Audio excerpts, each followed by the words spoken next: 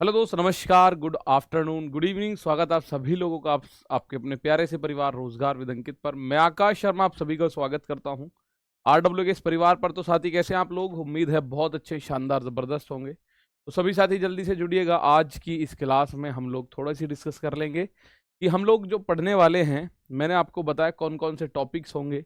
उन टॉपिक का जो बेसिक है वो पढ़ने वाले हैं। उसके बाद फिर हम बहुत बढ़िया तरीके से जितने भी हमारे डीआई होंगे, लेवल बेसिक टू एडवांस, सभी को करेंगे। गुड़िया स्वागत है, विवेक कुशवाहा जी स्वागत है, आनंद सोनी, हर हर महादेव मेरे दोस्त, युद्ध Sudhir Rajput, happy new year भाई, बहुत बहुत स्वागत सभी को, बहुत बहुत स्वागत है सभी को। हैप्पी न्यू ईयर, नववर्ष की बहुत बहुत शुभकामनाएं। विपिन कुमार गुरुदेव, अंग्रेजी नववर्ष की हार्दिक शुभकामनाएं जी। आपको भी अंग्रेजी नववर्ष की हार्दिक शुभकामनाएं। अनिल मेरे दोस्त, जय हिंद, बहुत बहुत स्वागत है आप सभी लोगों का आरडब्ल्यू के इस परिवार पर। देखो जी, अपडेट कर दो इन्हें, ठीक है, ओके। लक्ष्य अग्रहारी, प्रणाम मेरे दोस्त। चैतन्य, हेलो। शिवेंद्र, कुलदीप। अच्छा, आप लोग एक बात तो ये बताओ, कितने साथी ऐसे हैं जो यूपी ट्रिपल एस सी पेट में भी हमारे साथ पढ़े हैं? चाहे यूट्यूब पर पढ़े हों, मतलब लिटरली मैं वैसे ही पूछ रहा हूँ, यूट्यूब पे पढ़े हों या एप्लीकेशन में पढ़े हों, ठीक है, बहुत शानदार। Amit Gautam, happy new year. Amit Pandey, Kaushalendra Nastik, Ayushi Yadav, Ansh, बहुत बहुत स्वागत है, जय हिंद, happy new year. Kapil Kumar, बहुत बढ़िया भाई। विजय कुमार जी, बहुत सारे ऐसे साथी और बहुत सारे साथी नए भी हैं जी। सर यस, मैं पढ़ा हूँ सर, मैं पढ़ा हूँ, बहुत बढ़िया। मोहम्मद इब्राहिम, साक्षी, अविनाश, विपिन कुमार, चलो ठीक है। तो सभी मेरे दोस्त जुड़ चुके हैं। कुछ का नाम मैं नहीं ले पाया हूं तो उसके लिए मैं माफी चाहता हूं। रिंकू कह रहे यूट्यूब पर, बेटा यूट्यूब पर हो कहीं भी हो, तो उसमें हमने, मैं पूछ क्यों रहा हूं, क्योंकि वहां भी हमने सबसे ज्यादा फोकस जो किया था वो डीआई के ऊपर ही किया था, ठीक है। चाहे आप यूट्यूब पर पढ़े हो चाहे एप्लीकेशन में, उस बात से मतलब वास्ता नहीं है कपिल तिवारी जी। केवल अगर आप पढ़े हैं तो वो बात आपको, मैं उस लेवल को मैं जान जाऊंगा कि आप कहाँ तक चीजों को बहुत आराम से समझ सकते हैं। तो क्योंकि कुछ बच्चे आज पहली बार, ऐसा हो सकता है, इस बैच में जुड़ रहे हों, तो मैं उनको, कुछ नियम होते हैं, कुछ रूल्स होते हैं, मैं उनको बता देता हूं भाई। कुछ रूल्स होते हैं एप्लीकेशन के, कुछ रूल्स होते हैं एप्लीकेशन के प्यारे दोस्त, ठीक है। क्या रूल्स होते हैं प्यारे साथी, आप जानते हैं? देखिए, आप लोग अभी हमारे साथ जुड़े हैं, आपको ये क्लास कल तक YouTube पर दिख रही थी, आज आप लोगों को ये क्लास दिख रही होगी एप्लीकेशन पर, रोजगार विद अंकित के एप्लीकेशन पर, ठीक है। तो रोजगार विद अंकित के इस एप्लीकेशन पर जब आपको ये क्लास दिख रही है, ठीक है, तो ये क्लास जब आप दिख रही है रोजगार विद अंकित एप्लीकेशन पर, तो आप लोग इस बात को समझिए कि आप लोग हमारे साथ एक टेलीग्राम ग्रुप भी आप लोगों को मिलेगा, उसमें जुड़ेंगे, ठीक है। मैं मात्र 2 से 4 मिनट इस पे आपके खर्च करूंगा। टेलीग्राम ग्रुप में आप जुड़ेंगे, जिस भी किसी टीचर को आप लोगों को पूछना हो कोई बात, उस टेलीग्राम ग्रुप में @ लिखना, और जैसे आकाश लिखना है तो AAKSH आकाश सर, इस तरह से आकाश शरी, आकाश शर्मा के नाम से मेरी आईडी दिख जाएगी। आप मुझे टैग करके कुछ भी पूछ सकते हैं, ठीक है। ऐसा नहीं है कि आपने कोई चीज करी कि सर आज का डीआई मुझे समझ नहीं आया और आपने टेलीग्राम पे एक नॉर्मल मैसेज भेज दिया, वो मुझ तक पहुंचे या ना पहुंचे, ऐसा संभव हो भी सकता है और ना भी, मतलब दोनों ही बातें हैं। हो सकता है पहुंच जाए मुझ तक, और हो सकता है मुझ तक ना भी पहुंचे। अगर आपने वो उसको एक बार टैग कर दिया तो ये मुझ तक पहुंच जाएगा ऑटोमेटिक। आपको किसी अन्य टीचर, जैसे आपको सचिन सोलंकी @सचिन सोलंकी करोगे, हिंदी में उनसे कुछ पूछना है @दिग्विजय सिंह करोगे, दिग्विजय सर करोगे, उन तक पहुंच जाएगा। शिवम सर करोगे, कंप्यूटर वाले सर तक आपका पहुंच जाएगा डाटा, ठीक है। तो आपकी वहां जवाबों को दिया जाएगा। और ध्यान रखना, टेलीग्राम ग्रुप ओपनिंग टाइम कितना है? कुछ बच्चे उन्हें पता है, ओपनिंग टाइम है शाम को 8 बजे से लेके शाम को 10 बजे तक। शाम को 8 बजे से लेके शाम को 10 बजे तक, मात्र 2 घंटे। और इन 2 घंटे में भी आप good morning, good evening, good afternoon, आप कैसे हैं, मैं ऐसा हूं, उसमें बिल्कुल आप अपना मैसेज बर्बाद मत करना, क्योंकि यहां आपको 2 घंटे में मात्र 2 मैसेज करने हैं। एक कमेंट, एक मैसेज के बाद आप 1 घंटे बाद ही कर पाओगे, ये बात भी ध्यान रखना। पता पड़ी? और ये आपको रोकने के लिए नहीं है, ये केवल उस बात को रोकने के लिए, जैसे ही अगर आप, बहुत सारे बच्चे good morning, good evening, good night, कौन कौन कानपुर से है, ये ऐसे मैसेज बहुत सारे आ जाते हैं। ठीक है, तो उस चीज़ को रोकने के लिए पूरे दिन में आपके 2-3 से ज़्यादा डाउट नहीं होंगे, और आप एक ही मैसेज पर्याप्त है। एक ही मैसेज में जो आप पूछना चाहते हो टीचर के लिए लिखो, टैग करो, फिर आगे लिखो, फिर टैग करो।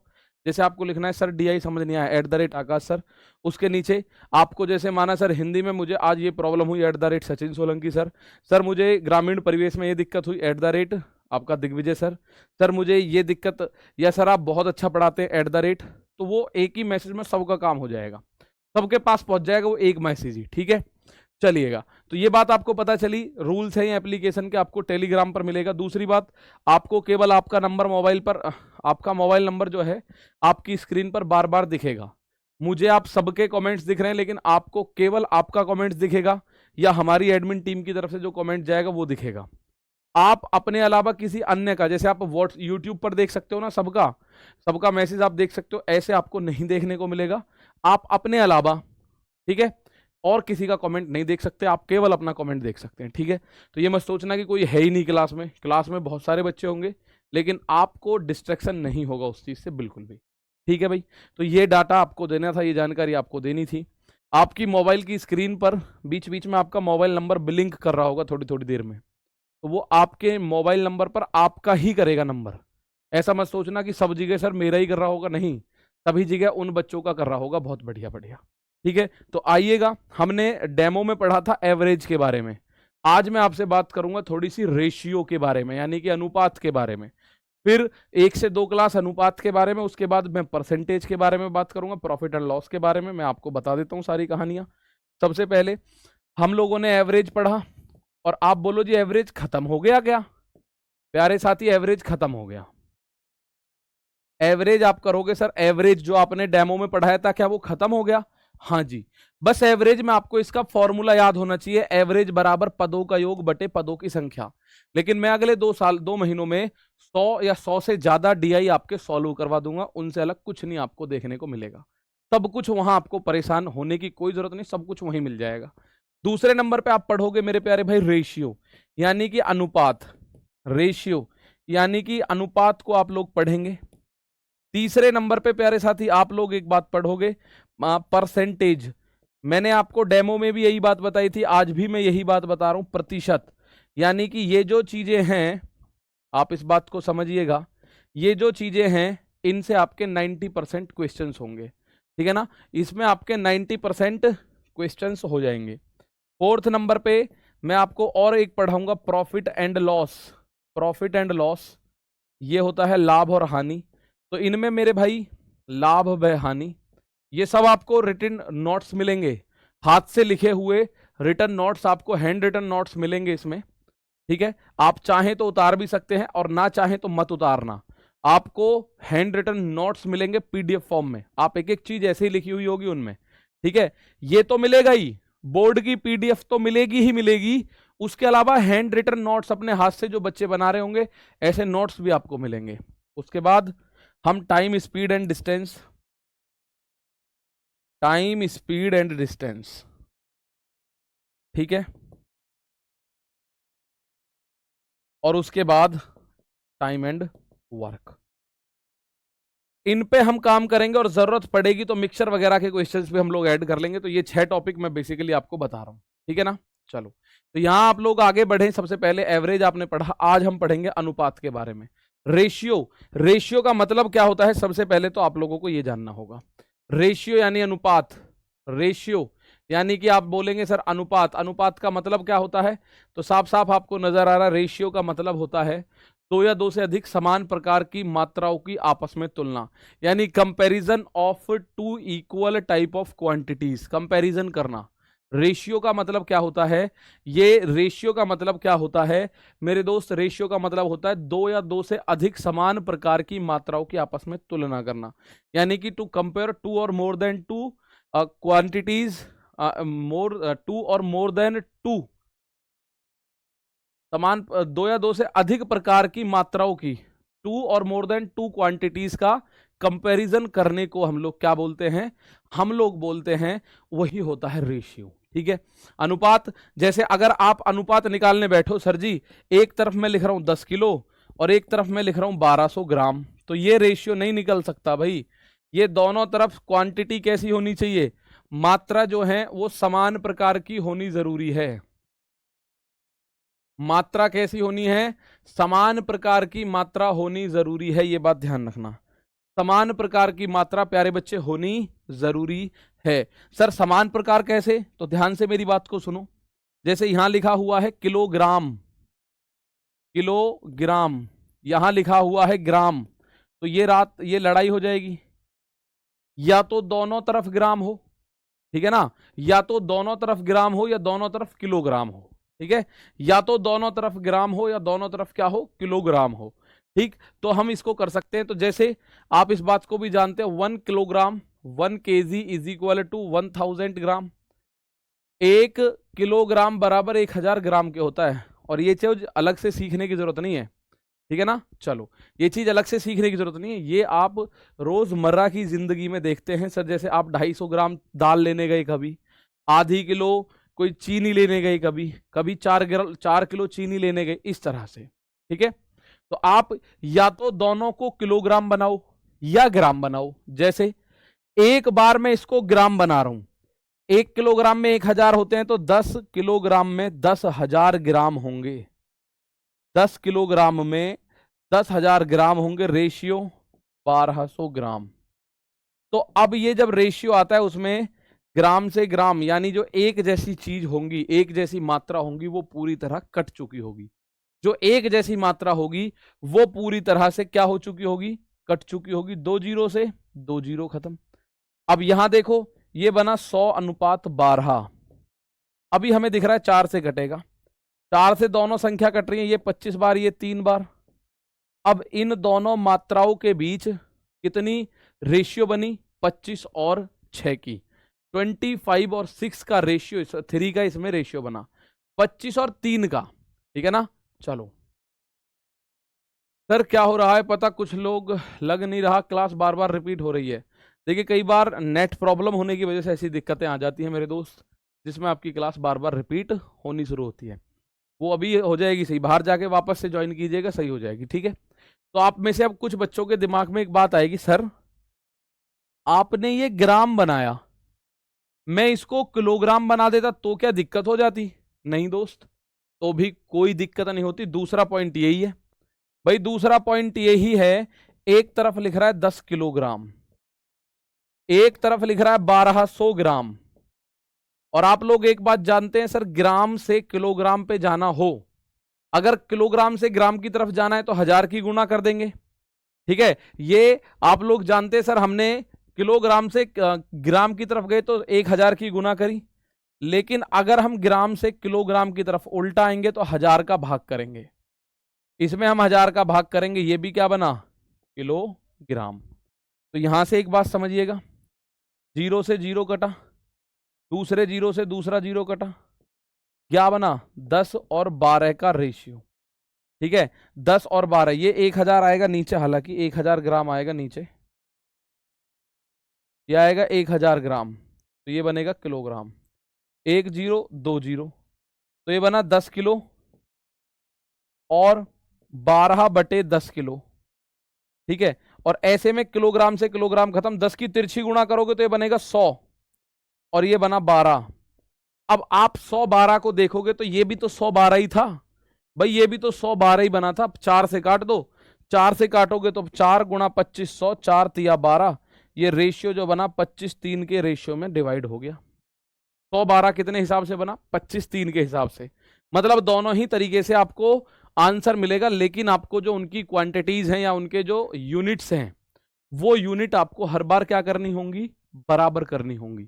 जो यूनिट्स हैं मेरे दोस्त, वो आप लोगों को क्या करनी होंगी, बराबर करनी होंगी। अगर आपने उनको बराबर कर लिया तो रेशियो बिल्कुल समान आएगा। रेशियो क्या आएगा, बिल्कुल समान आएगा। तो रेशियो का मतलब आप जान चुके हैं, 2 और मोर देन 2 इक्वल क्वांटिटीज, ठीक है, इक्वल टाइप ऑफ क्वांटिटीज की आपस में कंपैरिजन करने को हम रेशियो बोलते हैं। यानी यह बताता है कि एक चीज दूसरी चीज के मुकाबले कितनी है। रेशियो को कैसे लिखते हैं, रेशियो को ये 2 बिंदी लिखते हैं, इसको हिंदी में या इंग्लिश में बात करें तो कॉलन बोलते हैं, कॉलन, इनको कॉलन से लिखते हैं। उदाहरण A, कॉलन बी का मतलब है ए अनुपात बी बराबर 2:3। ए अनुपात बी बराबर क्या बनेगा? 2:3 बनेगा। ठीक है, आसान उदाहरण समझिएगा एक बार। क्या है? अगर किसी कक्षा में, अगर किसी क्लास में देयर आर 20 बॉयज, 20 लड़के हैं, एंड देयर आर 30 गर्ल्स, 30 लड़कियां हैं, तो लड़के और लड़कियों की संख्या का अनुपात बना 20-30, क्योंकि दोनों स्टूडेंट हैं। लड़के और लड़कियों की संख्या का अनुपात बना 20 और 30। अब 20-30 में आप 0 से 0 काट के 2-3 लिख सकते हो। मतलब ये हुआ हर 2 लड़कों पर 3 लड़कियां हैं। क्लास में अगर लड़के 2 हैं तो लड़कियां 3 हैं। यानी अगर मैं इसको 10 गुना कर दूं तो 20 लड़के हैं, तो ये भी 10 गुना 30 लड़कियां होंगी। 20 लड़के हैं तो लड़कियां कितनी होंगी? 30। और एक बात जो इंपॉर्टेंट है वो आपको पता होनी चाहिए कि सर जी रेशियो जो है उसमें आप कितने की भी गुणा या कितने का भी भाग कर सकते हो बिना बात की। सर कोई बात तो होनी चाहिए, कोई बात की जरूरत नहीं है। मैं कह रहा हूं बिना बात की आप उसमें रेशियो में कितने का भी गुणा या कितने का भी भाग कर दो, पर जोड़ या घटा नहीं करना। जोड़ना या घटाना नहीं करना है, इस बात को ध्यान रखिएगा। कितने को भी जोड़ दो, कितने को भी घटा दो, लेकिन जोड़ या मतलब कितने की भी गुणा कितने का भी भाग कर दो। जैसे ये रेशियो है 2:3, ठीक है, 2:3 का रेशियो है, इसको बोलते हैं 2:3। ठीक है, अब मैं आप लोगों से एक बात बोलना चाहता हूं, ये एक स्टैंडर्ड रेशियो है। ठीक है भाई सत्य प्रकाश तिवारी प्यारे भाई, ये क्या है? Standard ratio. स्टैंडर्ड रेशियो में 2 ऐसी संख्या लेनी है आपको जो आपस में को प्राइम होती हैं।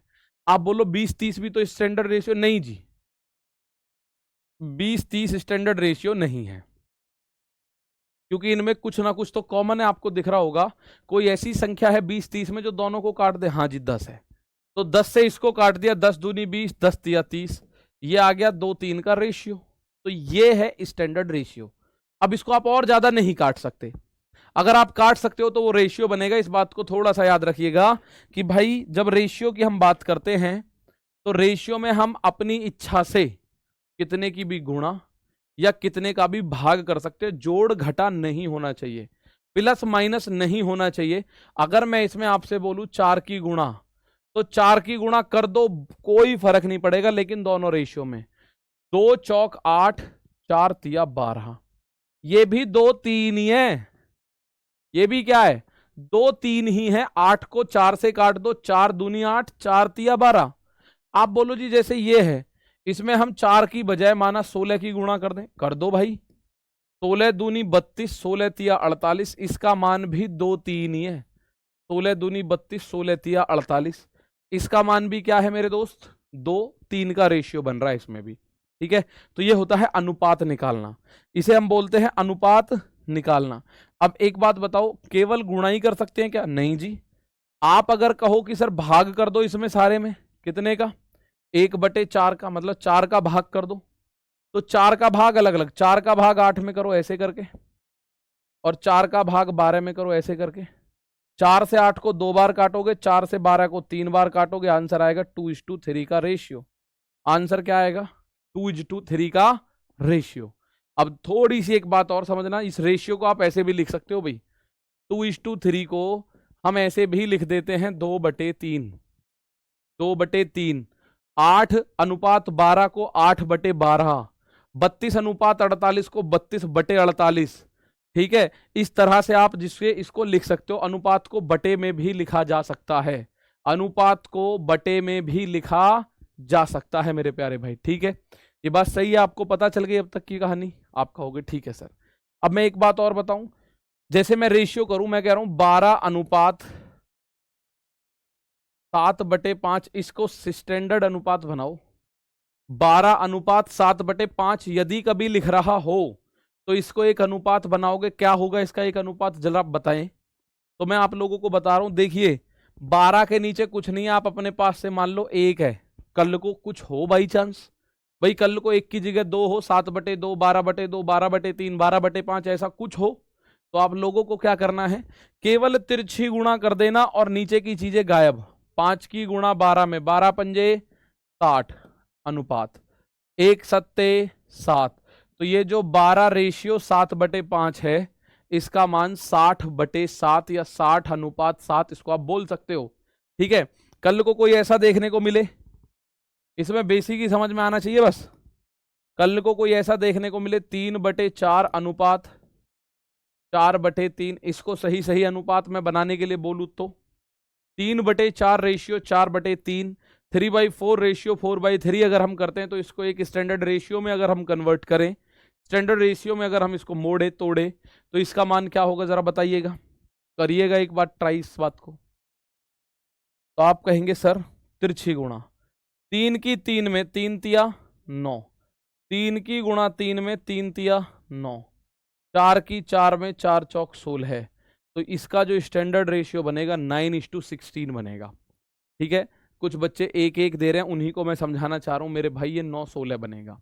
तिरछी गुणा माना मैं इस बात को कह रहा हूं 7/11 अनुपात 5/9, इसका स्टैंडर्ड रेशियो बनाओ।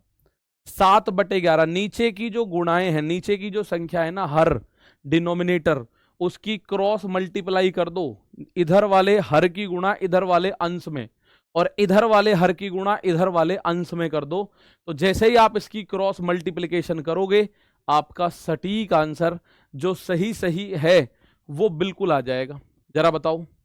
और नीचे की संख्या आप बोलोगे सर जी ये 3 4 कहां गए, ये गायब, इनकी कोई जरूरत आप लोगों को नहीं पड़ेगी। जैसे इस वाले क्वेश्चन में मैं क्या करने जा रहा हूं, मैं बड़ा सिंपल सा लॉजिक है, 7 की गुणा 9 में तिरछी, 7 नाम 63, 7 नाम 63 रेशियो, 11 की 5 में 11 पंजे 55, 63 रेशियो 55। आप बोलो ये 11 9 कहां गए भैया, 9 की गुणा 7 में हो गई, 11 की गुणा 5 में हो गई, अब इनको लिखने की कोई जरूरत नहीं है। 63:55 का रेशियो इनमें बनेगा, आपको इससे अलग कुछ भी सोचने, कुछ भी विचारने की जरूरत नहीं है। ठीक है, तो इसी को हम बोलते हैं अनुपात। अनुपात पे इतना ही सीखना है आपको, अनुपात में सिक्के वाले क्वेश्चन नहीं सीखने आपको, अनुपात में कोई आय व्यय वाले क्वेश्चंस नहीं सीखने हैं आपको, अनुपात में मध्य अनुपाती, तृतीय अनुपाती, चतुर्थ अनुपाती यानी mean proportion, third proportion, fourth proportion, ये वाले क्वेश्चंस नहीं सीखने हैं।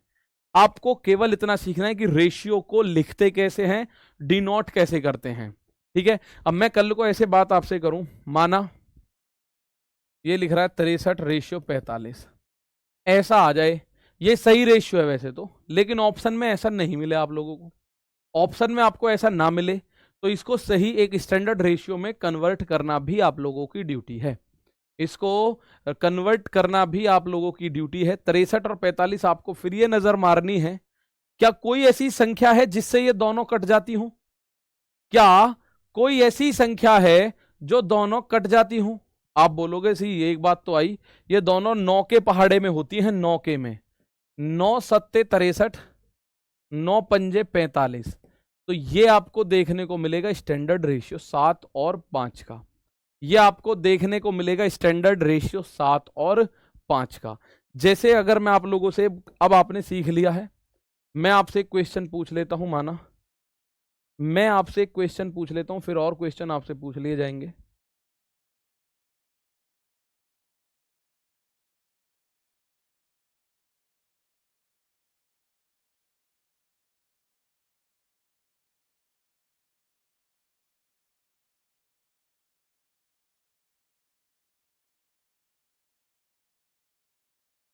मैं यहां लिख देता हूं विराट कोहली, ठीक है, यहां लिख दिया रोहित, यहां लिख दिया धोनी। ठीक है, ऐसे नाम है, थोड़ा सा आप जल्दी से सीख जाएंगे इनको। ठीक है, ये हो गए प्लेयर नेम। ठीक है, और ये हो गया फॉर्मेट, इधर मैं लिख रहा हूं फॉर्मेट। ये होता है ओडीआई, ओडीआई की फुल फॉर्म पता है किसी को, ये हो गया T20। ओडीआई का फुल फॉर्म पता है किसी को, ठीक है ना, ओडीआई की फुल फॉर्म पता है किसी को, जरा बताओ। चलो मैं कह रहा हूं विराट कोहली ने माना ओडीआई में बना रखे, मान लेना 30,000 रन, रोहित शर्मा ने बना रखे हैं 22,000 रन और माना धोनी ने बना रखे हैं 18,000 रन ओडीआई में। T20 में ओडीआई की फुल फॉर्म वनडे इनिंग या वनडे इंटरनेशनल, इसको हम बोलते हैं वनडे इंटरनेशनल। ओडीआई की इसको हम टोटल क्या बोलते हैं, वनडे इंटरनेशनल। वनडे इंटरनेशनल यानी एक दिन में खत्म होने वाला अंतरराष्ट्रीय मैच।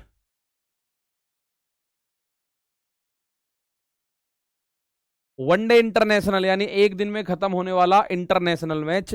उसमें विराट कोहली के टोटल 30,000 रन है, रोहित शर्मा के माना 22,000 है, धोनी के 18,000 है, मान लिया।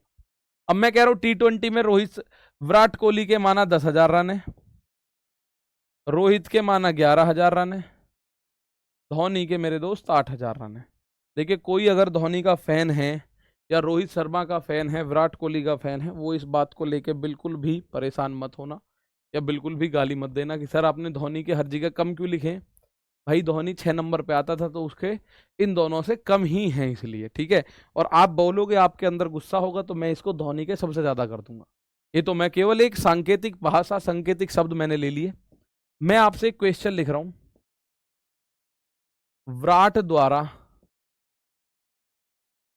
विराट के दोनों फॉर्मेट्स में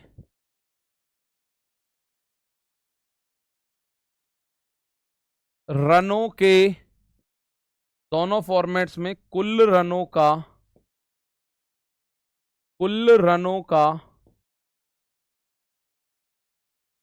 विराट के दोनों फॉर्मेट्स में कुल रनों का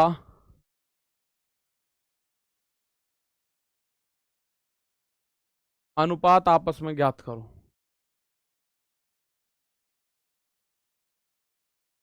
अनुपात आपस में ज्ञात करो।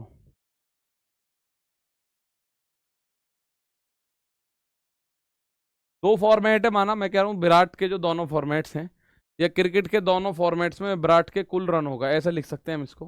क्रिकेट के, हालांकि कुछ बच्चे क्रिकेट के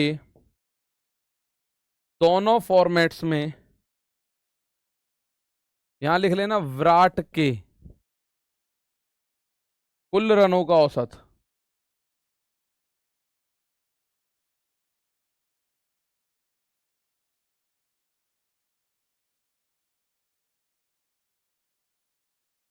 क्रिकेट के दोनों फॉर्मेट्स में विराट के कुल रनों का अनुपात ज्ञात करो। दोनों फॉर्मेट इसी फॉर्मेट में लेने जिस हिसाब से दे रखे हैं। पहले नंबर पे विराट ने ओडीआई में कितने रन बनाए, दूसरे में विराट ने T20I में कितने बनाए। ये होता है T20I, आपने देखा होगा T20 इंटरनेशनल जो मैच होता है उसे हम बोलते हैं T20 इंटरनेशनल, ठीक है। अब यहां आप समझिएगा, ओडीआई में विराट कोहली के 30,000 रन हैं, T20I में 10,000 रन हैं। तो आप बोलोगे जी दोनों में 4-4 जीरो उड़ा दूं क्या? हाँ उड़ाओ भाई। तो 3-1 इस सवाल का आंसर हो जाएगा। कुछ बच्चे कह रहे हैं सर ओडीआई का मतलब वनडे इनिंग्स होता है। वनडे इनिंग्स मान लो, इस पे तो मैं मतलब बिल्कुल भी कोई उस मूड में नहीं है कि आप लोगों के साथ कोई जिरह हो। वनडे इनिंग मान लो या वनडे इंटरनेशनल मान लो, नो प्रॉब्लम एट ऑल, कोई फर्क नहीं है, कोई दिक्कत नहीं है। तो क्रिकेट के दोनों फॉर्मेट्स में विराट के कुल रनों का अनुपात ज्ञात करना था।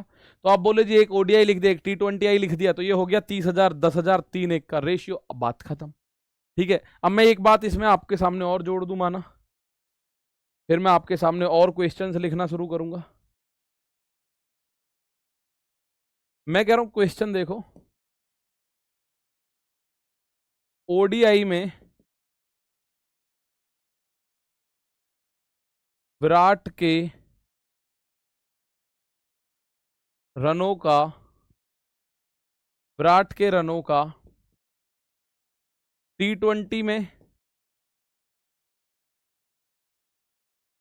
रोहित व धोनी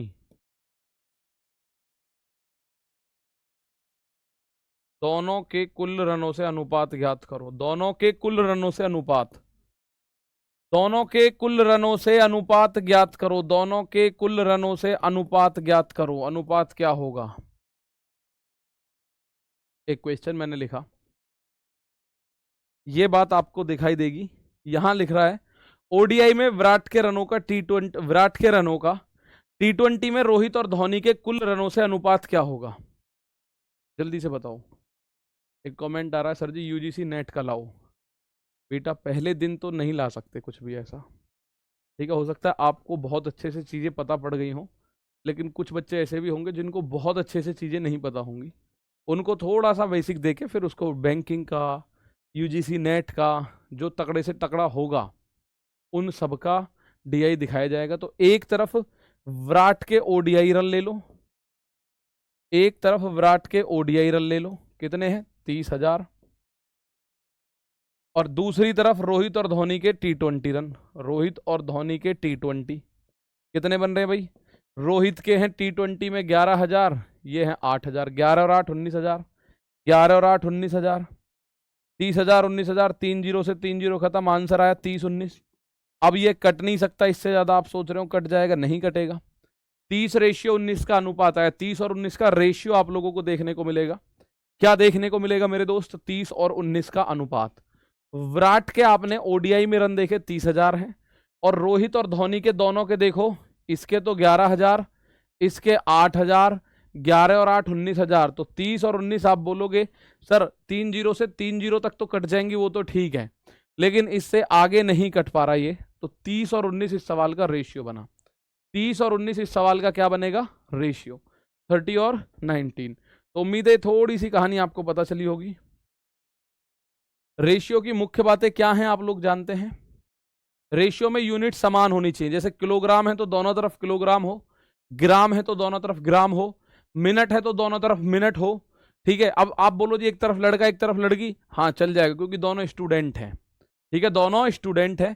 रेशियो का कोई यूनिट नहीं होता पर्टिकुलरली, भाई रेशियो का अपना कोई यूनिट नहीं होता। माना, आप बोलो जी इस बात को थोड़ा प्रूव करो। मैं कह रहा हूं 12 किलो और 14 किलो का रेशियो बताओ, 12 किलो और 14 किलो का रेशियो। तो सबसे पहले जो सेम चीज है वो खत्म, किलोग्राम से किलोग्राम खत्म, तो यूनिट बची नहीं, ठीक है ना, यूनिट बची नहीं। 2 से 6 को 12 को काटोगे 6 बार, 2 से 14 को काटोगे 7 बार, 6 और 7 का रेशियो आएगा। अब 6 किलोग्राम और 7 किलोग्राम ये रेशियो नहीं आया, रेशियो आया 6 और 7 का, क्योंकि किलोग्राम से किलोग्राम खत्म हो गया, रेशियो का कोई यूनिट नहीं होता। रेशियो को हमसे हमेशा सबसे सरल रूप में, ठीक है, हमेशा एकदम सिंपलीफाई फॉर्म में इसको लिखते हैं, यानी कि ये सिंपलीफाई फॉर्म है, ज्यादा ये सिंपलीफाई हो नहीं सकता कतई भी, ठीक है, ये इससे ज्यादा सिंपलीफाई नहीं हो सकता कभी भी। आइएगा एक क्वेश्चन देखते हैं थोड़ा सा, ठीक है, थोड़ा सा क्वेश्चन देखते हैं। रेशियो में इतना जानकारी आपको होनी चाहिए, ठीक है, ऐसे ही इतनी मेरी बेसिक जानकारी आपको परसेंटेज में, वो मैं बता दूंगा सब कहानी, इतनी जानकारी आपको प्रॉफिट एंड लॉस में, इतनी जानकारी आप लोगों को टाइम वर्क टाइम डिस्टेंस में होनी चाहिए। अलग से आपको बहुत ज्यादा नहीं पढ़ना है कि सारा कुछ पढ़ना पड़ेगा, ना मेरे दोस्त, सारा कुछ नहीं पढ़ना। नीचे दिए गए निर्देश के उत्तर देने के लिए तालिका का अध्ययन करना है। अप्रैल 2012 में कंपनी एबीसी और एबीसीडी और ई के खर्चे से संबंधित डेटा दिया गया है। डेटा कि भाई ए जो है टोटल एक्सपेंसेस इन लाख, ए 90 लाख खर्च करता है, उसमें से 24% मार्केटिंग में, 18% लीगल में। अब 24 और 18 तो 42 ही बैठा भाई, 24 और 18 तो सर जी 42 ही बैठा, तो बाकी का अन्य खर्चे उसके होंगे, वो इसने दिखाए नहीं है। बी टोटल 80 लाख रुपए खर्च करती है कंपनी, और उसमें से 23% मार्केटिंग में, 8% लीगल में। सी 74% खर्च करती है, उसमें से 30% मार्केटिंग में, 25% लीगल में। डी 65% खर्च करती है, उसमें से 20%, 65 लाख खर्च करती है, 65 लाख में से 20% करती है किसमें? वो करती है मार्केटिंग में, और लीगल में 10%। ऐसे ही ई total 70 lakh, total expense in lakh rupees लिखा हुआ है, ये 70 लाख रुपए ई ने खर्चा किया, उसमें से 15% करा मार्केटिंग पे और 9% करा लीगल पे। अब ये कह रहा है not other than the expenses mentioned under the given heads, there may also be some other expenses for calculation purposes, please consider expense under the given heads only. भाई इसने कहा है कि खर्चे मार्केटिंग और लीगल के अलावा और भी होंगे, लेकिन हमें मार्केटिंग और लीगल के हिसाब से जो क्वेश्चन दे रखा है उसको ध्यान में रखना है। ये रहा एक क्वेश्चन, कंपनी ए के मार्केटिंग खर्चों का कंपनी सी के मार्केटिंग खर्चों से रेशियो बताना है आपको। जरा देखोगे इसका आंसर क्या आएगा। भाई सवाल आपके सामने है पूरा का पूरा, कंपनी आपको दे रखी है A B C D E, उसमें आपको हर एक कंपनी का खर्चा दे रखा है कि ये कंपनी 90 लाख रुपए खर्च करती है, ये 80 लाख, ये 74 लाख, ये 65 लाख, ये 70 लाख। अब आपको बताना है एक्सपेंस मार्केट पे बताना है आपको। ये क्वेश्चन आपके सामने आ गया, आप जरा सा इस सवाल पे आंसर देना शुरू कर दो। जैसे ही आप आंसर देंगे आपको चीजें बहुत अच्छे से, बहुत शानदार तरीके से समझ में आनी शुरू होंगी। जैसे कि कंपनी ए के मार्केटिंग का खर्चा, तो कंपनी ए का मार्केटिंग खर्चा और कंपनी सी का मार्केटिंग खर्चा। ए देखो 90 लाख का 24%, 90 लाख का 24%, 24% भाई इतने लाख आएगा। 90 लाख को 90 लिखें तो भी कोई दिक्कत नहीं, आप बोलोगे नहीं है। सी का मार्केटिंग खर्चा देखो, सी है 74 लाख का 30%। मार्केटिंग ये रही ना, मार्केटिंग में 74 लाख का 30%, सी कर रहा है 74 लाख का 30%। तो जीरो। अब यहां अनुपात है, अनुपात में आप ये पढ़ के आए हो, जो चीज समान हो वो काट दी जाएगी। 100 नीचे दोनों के है, काट दो। 30 से इस 90 को 30 दिया 90, और आगे कट सकता है, 2 से काटा इसको 12 बार, 2 से इसको काटा 37 बार, तो ये बना 12 तिया 36, और यहां 37 ही रह गया और कुछ बचा ही नहीं। तो 36 और 37 का रेशियो बना 36 37। क्या रेशियो बना मेरे प्यारे भाई? 36 और 37 का रेशियो। 36 37 का रेशियो बना, आप लोग देखेंगे 36 और 137। जो बच्चे 108 और 111 कह रहे हैं ना, वो भी सही है। कुछ बच्चों का आ रहा है 108 और 111, लेकिन इनमें 3 कॉमन है। 3 से 3 तिया 9, 3 छिंग 18, 3 से इसे भी काटो, 3 तिया 9, 3 सत्ते 21, तो ये भी 36 37 आएगा। 108 111 वाले जो भी हैं, 108 111 वाले जो बच्चे हमारे हैं, वो भी कितना आंसर आएगा? वो आंसर भी आएगा 36 37 का रेशियो। ठीक है, वो आंसर भी कितना आएगा? 36 और 37 का रेशियो। लो मैं इसी क्वेश्चन को कॉपी कर लेता हूं। माना अब मैं 36 37 तो आपने दे दिया आंसर, ठीक है, 36 37 आपने दे दिया, और ये क्वेश्चन आपको पूरा मिलेगा एज इट इज। ये तो मैंने आगे के लिए 2 क्वेश्चन कॉपी कर लिए ताकि मैं आपको यहीं से कुछ ना कुछ और पूछ लूं। अब मुझे बताओ, यहां से बताओ, कंपनी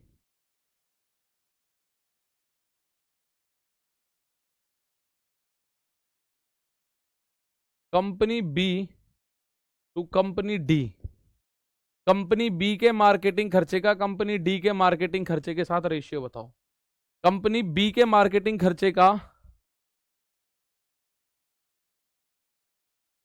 कंपनी बी के मार्केटिंग खर्चे का कंपनी डी के मार्केटिंग खर्चे से रेशियो बताना है। बताओ इस सवाल का आंसर। बी के मार्केटिंग रेशियो का डी के मार्केटिंग रेशियो से, एक खर्चों से आपको रेशियो बताना है। बी के मार्केटिंग खर्चे का कंपनी डी के मार्केटिंग खर्चों से अनुपात आपको बताना है। कंपनी बी के मार्केटिंग खर्चे और डी के मार्केटिंग खर्चों का रेशियो बताओ, जरा कोशिश करो। बी और डी पे कोशिश करो मेरे दोस्त। जो डाटा है उस डाटा को केवल पढ़ना है, उसके बाद जो क्वेश्चंस है उसको करना शुरू करेंगे हम। सबसे पहले इसने क्या बोला आप लोगों से? इसने आपसे एक बात बोली, सर बी के मार्केटिंग खर्चे देखने हैं ना। जी हाँ, तो ये रहा बी। बी 80 लाख खर्च करता है और 80 लाख में से मार्केटिंग पे है 23%। बी मार्केटिंग पे 80 लाख में से 23% खर्च करता है। 23% मतलब 23/100। और डी, आप देखो 65 लाख में से 20% खर्च करता है। 65 लाख में से 20% खर्च करता है डी। 65 लाख में से 20% खर्च करता है डी।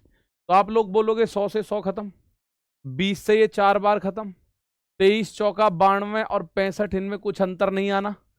भाई 92 जो है 4 से कटेगा, 2 से कटेगा, 65 नहीं कटेगा। तो इस सवाल का आंसर आएगा 92:65 का ratio. Is that okay? 92:65, simple सी बात थी, आपने कर दिया। आप बोलोगे जी हाँ, ठीक है। चलो अब मैं इसमें एक चीज और, एक क्वेश्चन पूछ लूं, फिर अगला क्वेश्चन मैं आपके सामने अगला डाटा रख दूंगा। जरा इसमें एक बात नजर मारो। ये कह रहा है कंपनी ए के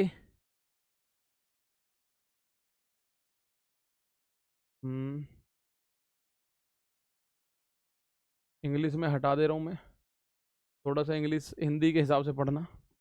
मैंने ये लिखा कंपनी ई के लीगल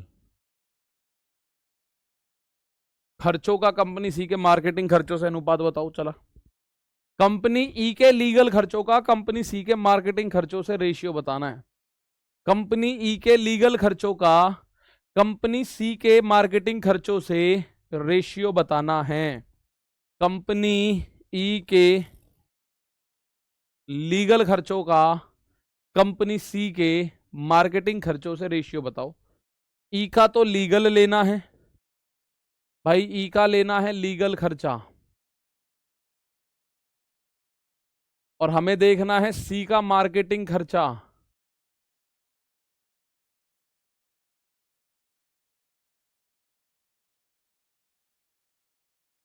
ई का लीगल खर्चा, सी का मार्केटिंग खर्चा। ई का लीगल खर्चा देखो, सी का मार्केटिंग खर्चा देखो। तो ई पे जाओ सबसे पहले, 70 लाख का 9%, ई जो कर रहा है 70 लाख का मतलब होता है गुणा 9%, यानी 9/100। और सी का मार्केटिंग 74 लाख का 30%, 74 लाख का 30%। तो मेरे दोस्त 2 जीरो से 2 जीरो खत्म, 1 जीरो से ये 1 जीरो खत्म, 3 से ये 9 भी खत्म 3 बार, तो 7 या 21 और 74 इधर बचा पूरा का पूरा। 21 74 किस किस का आंसर आ रहा है? 2174। तो बस यही सीखना है इसमें, तो बेन इसमें यही सीखना है आपको, डाटा पढ़ना है, डाटा पढ़ते ही आपका आंसर आ जाना चाहिए। नेक्स्ट क्वेश्चन की तरफ मैं आपको लेके चलता हूं। निर्देश है तालिका का अध्ययन ध्यान से करना है, प्रश्नों का उत्तर देना। You have to study the following table carefully and answer the given questions.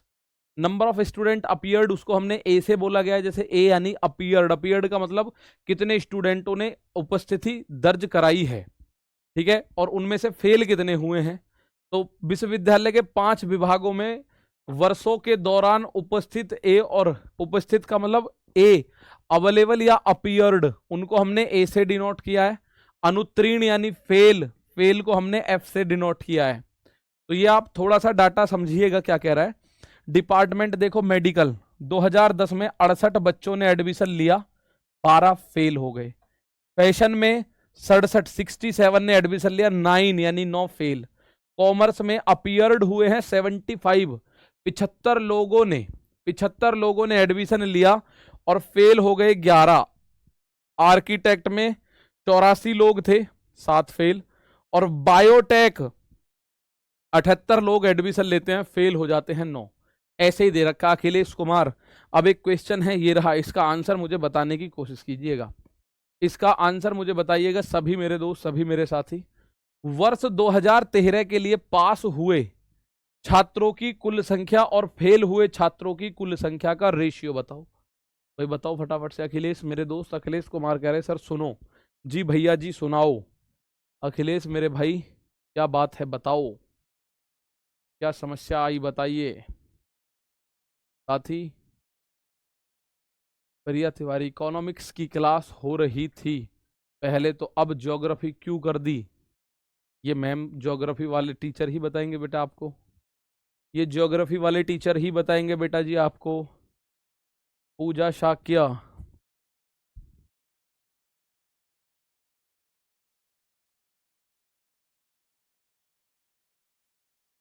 पढ़ा क्वेश्चन, कह रहा है 2013, तो मैं देखूंगा केवल और केवल 2013 की कहानी दिखाऊंगा आप लोगों को। ये रहा 2013 भी, ठीक है, ये रहा 2013। पास इतने आए, इतने आए, इतने आए, इतने आए। तो एक तरफ हमें लिख लेना है 2013 में टोटल पास, और एक तरफ हमें लिखना है 2013 में टोटल फेल। तो 2013 में फेल का डाटा तो आपको दिख ही रहा होगा। ये देखो, ये फेल वाले ही तो है, एफ जो है फेल वाला है। 12 और 10 22, 22 और 13 35, 35 और 5 40, 40 और 8 48, यानी यहां आएगा 48। अब आप ऑप्शन देख रहे हैं 48, एक 2 ऑप्शनों में 48 का ऑप्शन नजर आ रहा है। एक 48 यहां भी, और हो सकता है ये 2 से कट गया हो, तो 24 आ जाए, तो 48। ये बात तो श्योर है, ये दोनों 48 को नहीं काटते, 11 और 42, तो ये दो ऑप्शन तो नहीं हो सकते। अब आगे देखते हैं टोटल कितने बने भाई। मैं टोटल देखूं कितने स्टूडेंट थे आए जो थे, वो कितने थे टोटल देखो, 4 और 1 5, 5 और 7 12, 12 6 18, 18 और 9, 18 और 9 27 का 7 हासिल लगेगा 2। यहां देखो 7 और 8 15, 15 और 6 21, 21 और 7 28, 28 और 7 28 और 7 और 2 7 और 2 9, 28 और 9 37। 377 में से 48 हो गए फेल, 377 में से 48 फेल हो गए, तो पास कितने हैं आप बोलोगे, 17 में से 8 गया 9, यहां 6 में से 4 गया 2, और ये 3, यानी 329 अनुपात 48 इस सवाल का आंसर आएगा। 329/48, 329/48 इस सवाल का आंसर प्यारे साथी बन गया है, 329/48। तो हमने ये देखा केवल टोटल कितने आए 2013 में, 377 हैं टोटल, उसमें से 48 हैं फेल। तो अगर 377 यानी टोटल में से फेल हटा दो तो पास मिलेगा, तो फेल हटाया पास मिला, ये आया कितना 329/48। एक क्वेश्चन ये आपको दे रखा है मेज यानी कि मैदा, मैदा का प्रोडक्शन दे रखा है, और ये क्वेश्चन मैं आपको आज होमवर्क में दे रहा हूं। आज के लिए इतना ही रोकते हैं, सभी को नई साल की एक बार फिर से बहुत बहुत शुभकामनाएं, और इस क्वेश्चन को एक बार करके देखिएगा। बाकी कल जब फिर हम लोग मुलाकात करेंगे तो इसको आगे बढ़ाना शुरू करेंगे और आगे की चीजों को लेके आगे बढ़ेंगे, ठीक है भाई। तो आज के लिए प्यारे साथी इतना ही है, मिलेंगे कल, तब तक के लिए नमस्कार, थैंक यू, जय हिंद, जय भारत।